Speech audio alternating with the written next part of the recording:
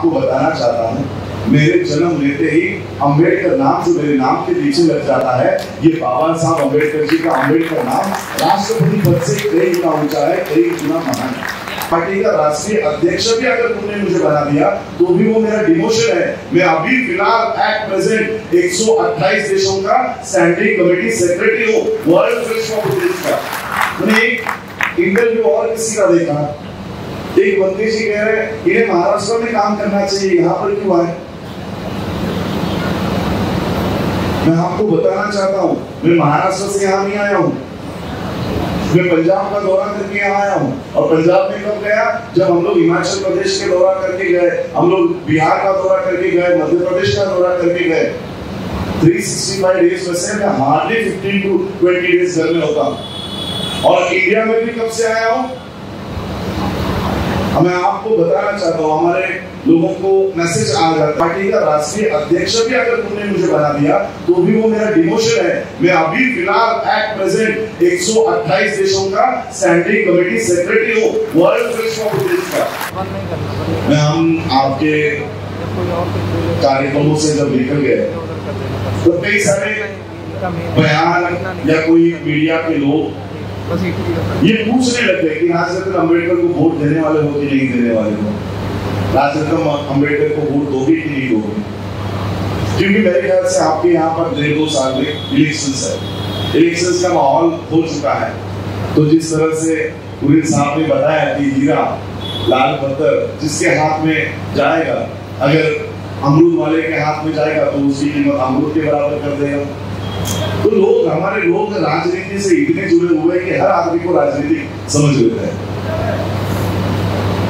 मैं आपको पूछना चाहता हूँ, चलो मैंने आपके यहाँ पर पार्टी बना भी ली और आपने मुझे वोट दे भी दिए, तो मुझे ज्यादा से ज्यादा क्या बनाओगे? आपके यहाँ पर अभी विधानसभा की इलेक्शन आ रही है, विधानसभा के लिए अगर आपने मुझे वोट दे दिए तो मुझे विधायक बनाओगे, विधायक से फिर मैं मंत्री बन जाऊंगा, उसके 2 साल बाद सांसद, पार्लियामेंट की इलेक्शन आ रही है, संसद की इलेक्शन आ रही है, पार्लियामेंट की इलेक्शन आ रही है, उसमें भी अगर आपने मुझे वोट दे भी दिए तो एमपी बना दोगे, सांसद बना दोगे, प्रधानमंत्री बनाओगे, राष्ट्रपति बनाओगे, इतना ही बनाओगे। राजनीति में इससे ऊपर कोई पद है?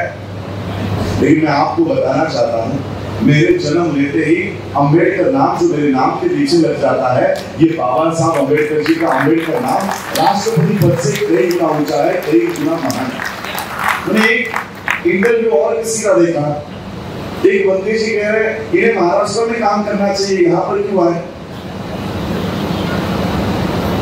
मैं आपको बताना चाहता हूँ, मैं महाराष्ट्र से यहाँ नहीं आया हूँ, मैं पंजाब का दौरा करके यहाँ आया हूँ। और पंजाब में कब गया? जब हम लोग हिमाचल प्रदेश के दौरा करके गए, हम लोग बिहार का दौरा करके गए, मध्य प्रदेश का दौरा करके गए। 365 डेज में से मैं हार्डली 15 to 20 डेज घर में होता हूँ।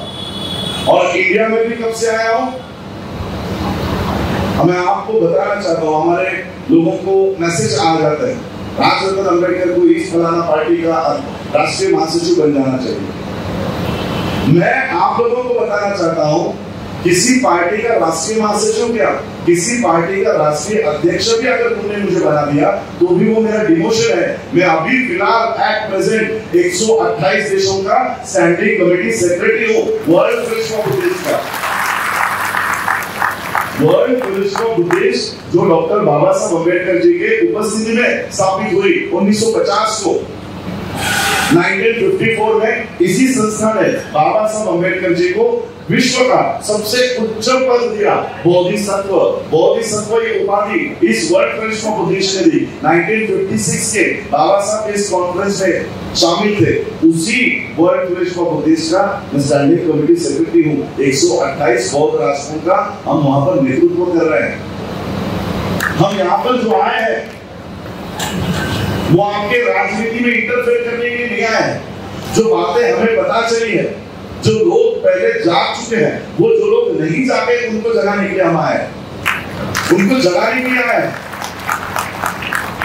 मैं आपसे कुछ मांगने के लिए नहीं आया हूँ, मैं आपको देने के लिए आया हूं, और वो मार्ग जो बाबा साहब आपको देकर गए, आपको बताने के लिए आया हूं कि उस मार्ग पर नहीं चलकर आप लोगों ने कितना बड़ा नुकसान कर दिया है। उस मार्ग पर चलाने के लिए आपको आया हूं कि आओ बुद्ध के मार्ग पर चलकर देखो, पूरा विश्व तुम्हारा स्वागत कर रहा है, पूरा विश्व। ये बताने के लिए हम आए। इसका प्रचार कर रहे बहुजन मैथिली सम्मेलन। डॉक्टर जी ने कहा कि घड़ी के पुर्जे होते हैं 85 पुर्जे। 85, वैसे 85 का मतलब क्या? आप 85% हो, 85% के आप लोग हो, लेकिन फिर भी पुर्जे ही हो। मशीन का काम आपने नहीं किया। क्यों? क्योंकि हम विभाजित हैं। कल तक हमारे लिए सिर्फ जातिवाद था, सिर्फ जातिवाद था हमारे। अब संगठनवाद आ गया है। संगठनवाद, एक संगठन का आदमी दूसरे संगठन के आदमी से बात करने को तैयार नहीं। हमारे संगठन है सिर्फ बाबा साहब अंबेडकर जी का नाम लेकर, अंबेडकर नाम से इस देश में 1 लाख से भी ज्यादा संगठन है। कितनी? 1 लाख से ज्यादा। गुरु रविदास सभा के नाम से अलग, वाल्मीकि समाज के अलग, संत कबीर आश्रम के नाम से अलग, गुरु नानक के नाम से अलग, हमारे महापुरुषों के नाम से तथा बुद्ध के नाम से अलग। अगर हमारे पुरुषों की, महापुरुषों की संस्थाएं, संगठनाएं अगर पूरे देश भर के हम काउंट करें तो 10 लाख से भी ज्यादा होगी। 10 लाख से भी, 10 लाख से भी ज्यादा संगठनाएं आप लोगों की है। मुझे बताओ, आरएसएस के कितने ऑर्गेनाइजेशंस, अलग अलग संस्थाएं हैं? आरएसएस की कितनी विंग्स है? कितने हैं पता है आपको? केवल कितने? 110। कितने हैं? 110। आपके कितने हैं? 10 लाख से ज्यादा। 110 संगठन वाले लोग 10 लाख संगठन वाले लोगों पर राज कर रहे हैं। ये कैसे हो रहा है? ये समझाने के लिए आपको आए, ये बताने के लिए आए। 110 संगठन के लोग हम पर हजारों सालों से राज कैसे कर पा रहे हैं? मैं आपको एक छोटा सा जीता जागता उदाहरण देना चाहूंगा। सिर्फ 4 या 5 साल, 7 साल पीछे जाना है आपको। इस देश का 2014 का जब इलेक्शन शुरू हुआ, मुझे आप लोग बताइए इस देश के प्रधानमंत्री पद का दावेदार कौन था? मोदी से पहले इस देश के प्रधानमंत्री पद का दावेदार कौन था? लाल कृष्ण आडवाणी। लाल कृष्ण आडवाणी इस देश के प्रधानमंत्री पद का दावेदार था, लेकिन संघ को लगा, आरएसएस को लगा कि आडवाणी को अगर आगे किया जाए तो हम लोग सत्ता नहीं हथिया सकते, इसलिए मोदी को आगे किया। एक रात में पीएम कैंडिडेट बदल दिया। बदल दिया कि नहीं? एक रात में पीएम कैंडिडेट बदल दिया। मुझे आप लोग बताइए, आज तक उस लाल कृष्ण आडवाणी ने आरएसएस के खिलाफ, बीजेपी के खिलाफ कोई शब्द भी बोला है? बोला है? वो लोग अपनी विचारधारा फैलाने के लिए, अपने पार्टियों को बढ़ाने के लिए प्रधानमंत्री पद का त्याग कर देते हैं। हम लोग सिर्फ प्रधान नहीं बना गया, एक छोटी सी सीट नहीं दी गई, एक छोटा सा पद नहीं दिया गया, तो हम दूसरी पार्टी बना लेते हैं, दूसरा संगठन बना लेते हैं। इसलिए ये 110 वाले 10 लाख के ऊपर राज कर रहे हैं। 10 लाख लोगों पर राज कर, 10 लाख संगठनों पर राज कर रहे हैं। ये विचारधारा की लड़ाई है। ये लड़ाई है विचारधारा की। इसी तरह से संगठनों में बटे रहोगे, इसी तरह से जातियों में बटे रहोगे, तो ये और हजारों साल आप पर राज करेंगे, और हजारों साल। अब ये बातें जब हम बता रहे हैं, मुझे आप बताइए, आपके राज्य में सत्ता किसकी है? सरकार किसकी है? आरएसएस की, बीजेपी की है।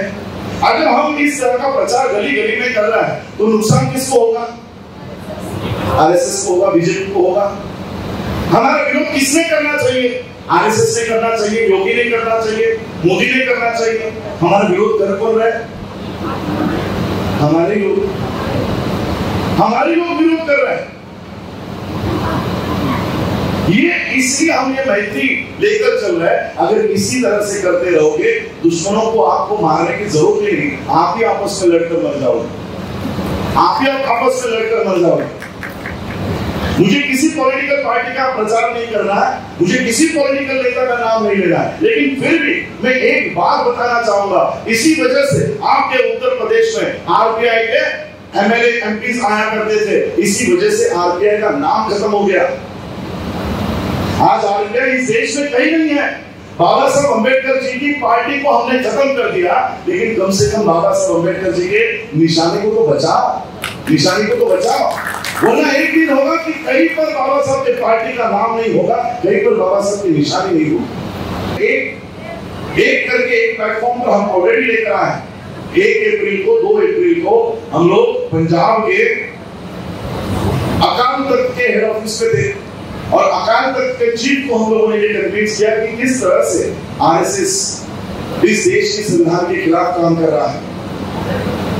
आज वो लोग हमारे साथ है, मुस्लिम हमारे साथ है, क्रिश्चियंस में साउथ में जाता हूं, तमिलनाडु जाता हूं, चेन्नई जाता हूं, वहां के क्रिश्चियंस हमारे साथ है।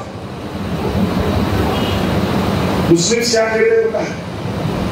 मुसलमान तो कभी भी इकट्ठा हो जाएंगे, सिख कभी भी इकट्ठा हो जाएंगे, क्रिश्चियंस कभी भी इकट्ठा हो जाएंगे, आपके लोग इकट्ठा नहीं हो गए। आपके लोग जातियों में बटे हुए हैं।